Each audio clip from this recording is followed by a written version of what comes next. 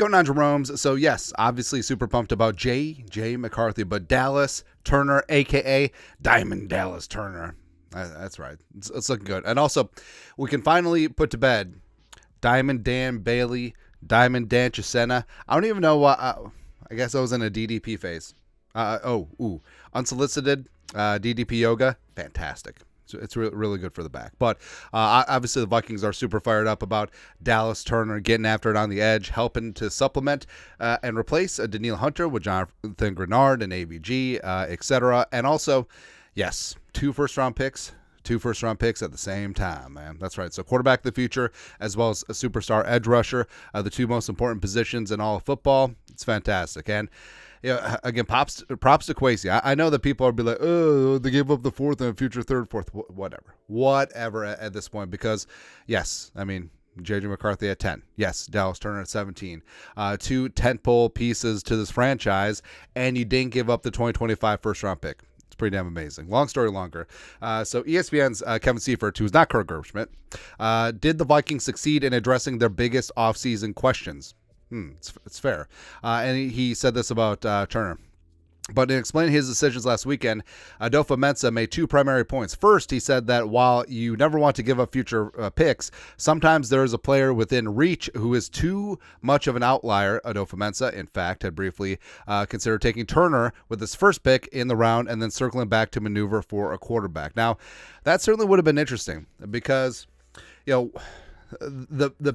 sure that thinking happened before Penix at 8. All right, because that certainly threw a curveball into everything, where I feel like everything got pushed up just a little bit, and the Broncos can say whatever they want about Bo Nix. They panicked and took him a Christian Ponder style, right? But it did change the calculus there. Now, for me, I mean, Dallas Turner, again, I love Latu, but Dallas Turner is the best pure edge rusher in this class, and I would have drafted him as the first defensive player, which the Vikings basically did with Latu going first at 15. So, I mean, if the Vikings, say Penix, McCarthy, and Nix were all on board when the Vikings were on the clock at 11. So no one leapfrogged them. They were on the clock at 11 with Penix, McCarthy, and Nix on board. And maybe Kwesi was like, okay, I'm going to take Turner at 11, and then I'm going to try and maneuver back in from 23 to try and get one of the quarterbacks. Now, I think that would have been super dangerous because,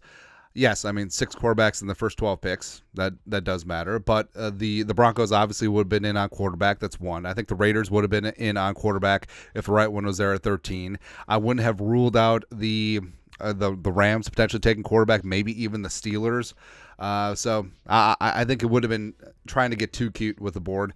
But I love what Kwesi did. He kept his powder dry. He didn't panic when it went quarterback 1, 2, 3, and was able to secure their number 1 edge rusher in Dallas Turner. Because also they could not have stuck back and hope that Turner fell to them at 23. Because I think that given the choice, I think the Rams would have taken Turner over Verse. I think that the Dolphins would have taken Turner over Chop Robinson. So if the Vikings wanted their guy, go up and go get your guy, right? And Burt Breer over at The Athletic put this in. As happy as the Minnesota Vikings were to get JJ McCarthy when they did with the 10th pick, I'd say they were more surprised that pass rusher Dallas Turner slipped as deep into the teens as he did, which prompted the reaction from Kevin O'Connell. Really? In the end, they got 2 guys that were projected in the top 10 in a series of trade-ups while giving an additional first-round pick to do it. The downside, it comes in volume. They wound up with 7 picks coming in 9. Who cares? He had 7 day 3 selections, and he came out with 5 day 3 selections. Who honestly gives 2 poops? And none of those picks came in day 2. Just said that. As it stands now, they only have 4 picks next year. Their own first rounder, a 3rd round compensatory pick for Kirk Cousins. Their own 5th, another 5th they acquired from Zadarius Smith. Also a 7th rounder. Also 7th rounder from the Jesse Davis trade with the Steelers. Since day 3 selections and volume matter so much. No, it's ridiculous, man. But, I mean, obviously, Dallas Turner's going to be a stud. And yeah, JJ McCarthy's getting all the press. And hell, a lot of people are fired up about Levi Drake Rodriguez. They're fired up about Gabe Murphy. They're fired up about Dwight McLaughlin as well. But Dallas Turner is only 21. He's still growing and showing. He has a chance to legitimately become like a Chris Dolman type on the edge for the Vikings. I mean, it's going to be a lot of fun to see what Flores does with him. So, but either way, again, this could all just be, sort of covering your ass. Is like, oh, Turner, we would take him at 11. That's how much we like our guys, and we weren't in on May. McCarthy was our guy. Whatever. Bottom line, you have McCarthy, you have Turner in the building, and they're going to work. I love it, man. I love it. But your thoughts are thoughts. Vikings reportedly, allegedly, consider taking Diamond Dallas Turner at number 11.